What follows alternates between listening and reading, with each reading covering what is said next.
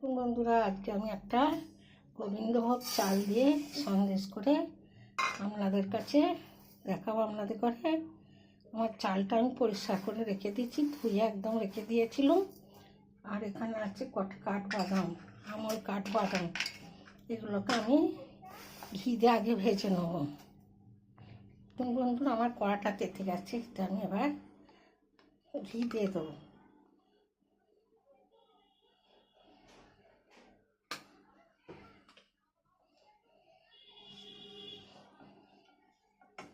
ঘিটা গলে গেলে তারপর এই কাঠবাদামগুলো দিয়ে দেবো। কাঠবাদামগুলো একটু ভেজে নেব, চালের সাথেই ভাজা হয়ে যাবে এগুলো। চালগুলো একটু না ভেজে নিলে গন্ধ হবে।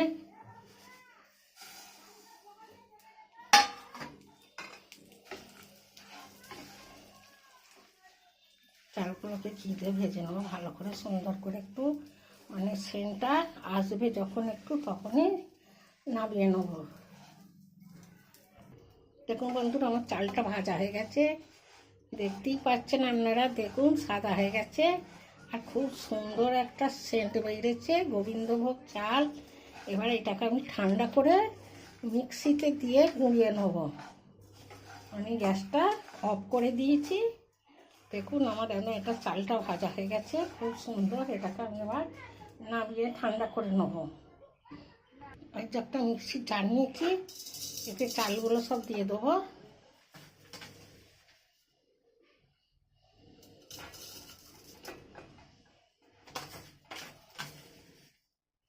চালগুলো দিয়ে আমি গুঁড়িয়ে নেব। আমার কাছে এই যে জাল করা দুধ আছে ঘন, আর শর্ট পড়ে গেছে। এই দুধটা আমি খানিকটা এতে দিয়ে দেবো।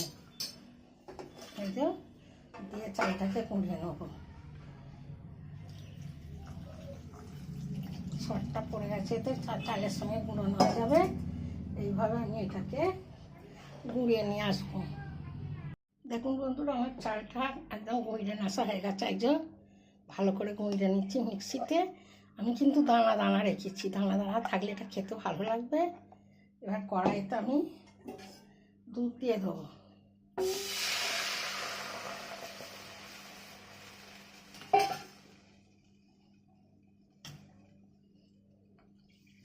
আমার এতটাই দুধ ছিল, দুধটা সব দিয়ে দিচ্ছি। দুধটা আমার এমনিতেই জাল করা আছে। তারপর আমি দেবো এতে গুড়, ঠান্ডাবেলাতেই গুড়টা দিয়ে দিচ্ছি।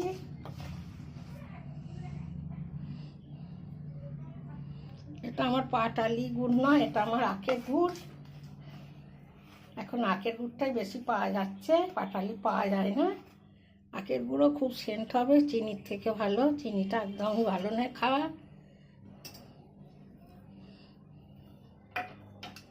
তারপর দেবো কিছু গুঁড়োনো চিনি, চিনিটাও আমি গুঁড়িয়ে রেখে দিচ্ছি। এটাকে ভালো করে নেড়ে নেড়ে মিশিয়ে নেবো। এবার এতে আমি চাল বাটাটা দিয়ে দেবো।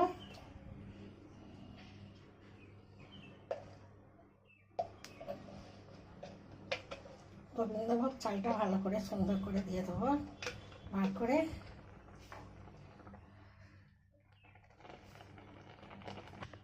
এটা ডালা ডালা হয়েছে, এটাকে ভালো করে মতে নিতে হবে। একদম নেড়ে নেড়ে নেড়ে নেড়ে এটাকে মিশিয়ে নেব। সেন্টও বেরোচ্ছে খুব সুন্দর। মিশিয়ে তারপর এটাকে একদম শুকনো করে নেব। মিক্সিটা ধুয়ে আবার একটু জল দিয়ে দিচ্ছি।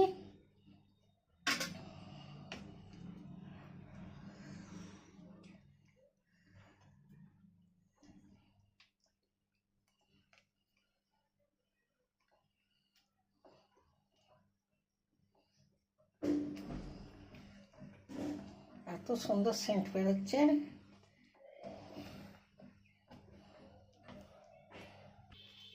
আবার একটুখানি ঘি দিয়ে দেবো।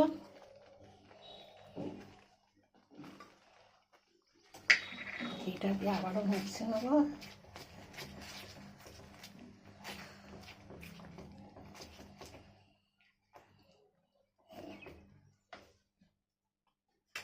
এবার একটা গুঁড়ো দুধ দেবো। একটা 10 টাকা প্যাকেটের গুঁড়ো দুধ দিচ্ছি, সন্দেশটা আরও টেস্ট হবে বলে। গুঁড়ো দুধটা দিয়ে আবারও মিশিয়ে নেব।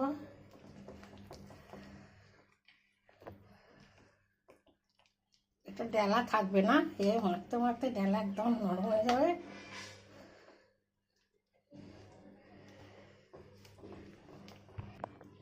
আরো একটু করতে হবে, এখনো হয়নি। এইভাবে খালি নেড়ে যেতে হবে।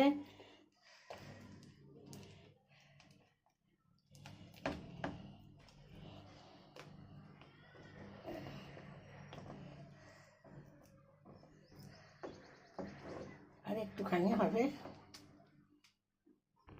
এটা হয়ে গেছে। এর একটা থালাতে আমি এটা দইতে কিন্তু একটু নুন দেওয়া হয়েছে, নুনটা আপনাদের করে দেখানো হয়নি। আর আমি এলাচ দেবো না, এলাচ আমাদের কেউ পছন্দ করে না। তা নাহলে এলাচ দিলে একটু এলাচের সেন্ট হতো, কিন্তু এলাচের সেন্টটাই খালি পাবে, চালের সেন্ট আর পাওয়া যাবে না। ওই জন্য আমি এলাচ দিচ্ছি না। এটাকে নাববে ঠান্ডা করে। বন্ধুরা, এটা থালায় দেওয়া হয়ে গেছে। এটাকে এবার আমি সমান করে রেখে পরে আমি আপনাদের কাছে ফিরে। বন্ধুরা, আমার সন্দেশটা পুরো রেডি হয়ে গেছে। এবার আমি আপনাদের ঘরে এটা কেটে দেখাবো।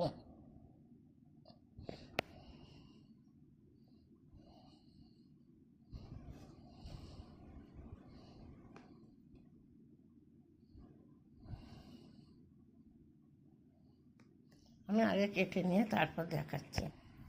দেখুন বন্ধুরা, আমার গোবিন্দভোগ চালের সন্দেশগুলো কত সুন্দর হয়েছে, একদম মাখা সন্দেশ হয়েছে, আর এত সুন্দর সেন্ট হয়েছে।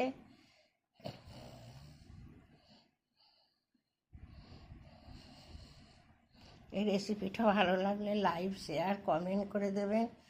আমার চ্যানেলটা সাবস্ক্রাইব করে দেবেন। আমি আসছি অন্য রেসিপি নিয়ে। আপনারা ভালো থাকুন, সুস্থ থাকুন। ফেসবুক থেকে দেখলে ফলো করবেন, ইউটিউব থেকে দেখলে সাবস্ক্রাইব করে দেবেন।